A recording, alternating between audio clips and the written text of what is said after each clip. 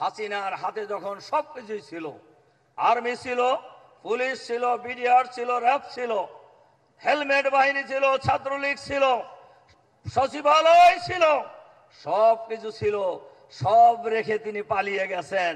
এখন ওনার হাতে কিছুই নাই। সুতরাং ওনার ফিরে আসার কোনো সম্ভাবনা নেই।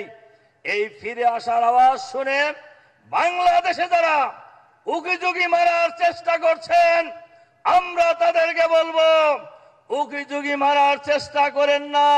যারাই উকিঝুঁকি মারবেন তারাই বিপদে পড়বেন ইনশাআল্লাহ।